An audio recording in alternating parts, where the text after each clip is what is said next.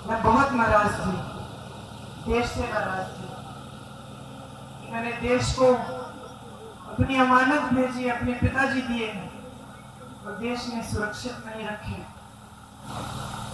मैं नाराज थी, दुखी थी। मैं सोचती थी कि मेरा दुख कोई समझ नहीं पाएगा। मेरे पिताजी वापस नहीं आए,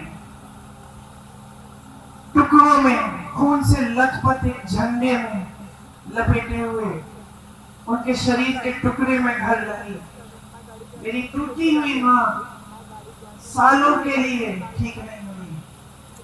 उन्होंने पहले ही इंदिरा जी की हत्या का सदमा देखा था, अब अपने पति को खो डाली।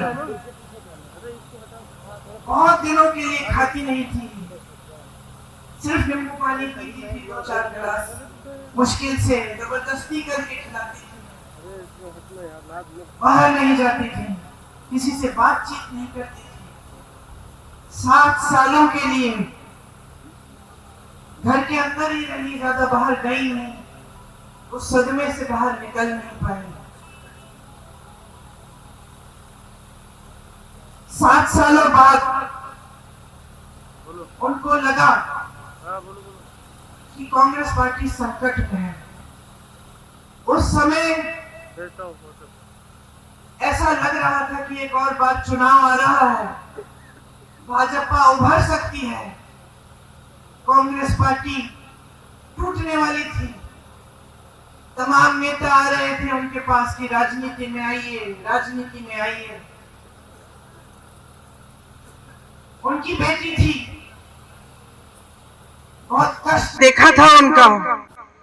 मैंने मना किया, मैंने कहा राजनीति में मत आओ, ये लोग तुम्हारा इस्तेमाल करेंगे, तुम्हें भी कुछ हो जाएगा, छोड़ दो, कोई जरूरत नहीं है, संभल जाएगी पार्टी, कोई संभाल लेगा, कोई नेता बन जाएगा।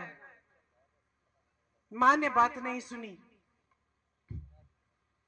मुझे कहा कि ये जो चित्र है तुम्हारे पिता का, जो मेरे कमरे में दीवार पे लटका है, इसको मैं नहीं देख पाऊंगी। अगर आज मैं मुंह मोड़ लूंगी, पार्टी के लिए आगे नहीं बढ़ूंगी, तो मैं इनको क्या जवाब दूंगी, मैं अपने आप को क्या जवाब दूंगी। तो आगे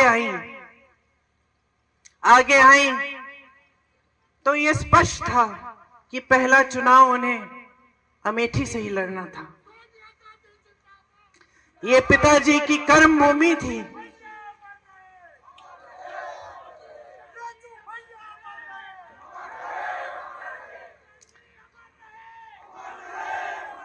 सच बताओ तो जब ये तय हुआ कि वो चुनाव लड़ेंगी अमेठी से, तो एक शाम को उन्होंने मुझसे कहा, प्रियंका कैसे करूंगी, मैं तो कभी चुनाव लड़ी नहीं हूं।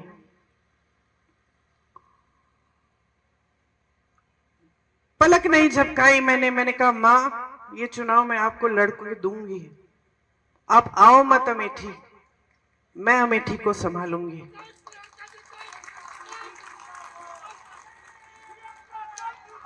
और मैं आपको बताऊं मैंने ये क्यों कहा, क्योंकि मैंने आपको बताया कि जब मेरे पिताजी शहीद हुए तो मैं नाराज थी, दुखी थी। मुझे ऐसा लगता था कि कोई मेरा दुख नहीं समझ सकता। लेकिन फिर कुछ हुआ। उनके अंतिम संस्कारों के बाद हम अस्थि विसर्जन के लिए इलाहाबाद आए, ट्रेन से आए। वो ट्रेन यहां अमेठी और रायबरेली से गुजरी। मैं बहुत दुखी थी, ट्रेन में बैठी थी, रात हो गई थी। ट्रेन यहां के स्टेशन पे रुकी। मुझे आज तक वो क्षण याद है। मैंने खिड़की से बाहर देखा और मैंने देखा कि ये तो बहुत लोग मेरी तरह रो रहे हैं, फूट फूट के रो रहे हैं। तो मुझे यह एहसास हुआ कि जो दुख मुझे महसूस हो रहा है वो तो यहाँ की जनता को भी महसूस हो रहा है। यहाँ के जो कार्यकर्ता थे, जो सारे इंतजार कर रहे थे बीच रात में कि राजीव जी को एक अंतिम बार देखेंगे, उनकी अस्थियों को देखेंगे, श्रद्धांजलि देंगे, उन सब के दिलों में वही दुख था जो मेरे दिल में था। आपने मेरे दुख के पल में आपने मेरा साथ दिया। मैं समझी कि मैं अकेली नहीं हूं इस दुनिया में, कि सिर्फ मुझे दुख नहीं हो रहा है, मेरे परिवार को दुख नहीं हो रहा है, सिर्फ मेरी मां टूटी नहीं है, मेरे भाई नहीं टूटे हैं, लेकिन अमेठी की जनता मेरे साथ रो रही है, क्योंकि उनका भी भाई, उनका बेटा चले गया। इसीलिए जब मां ने कहा कि अमेठी से चुनाव लड़ेंगी, तो बगैर हिचकिचाए मैंने कहा मैं लड़वाऊंगी, क्योंकि मैं जानती थी कि जब मैं यहां चुनाव लड़वाने आऊंगी तो मैं अपने परिवार के बीच आऊंगी।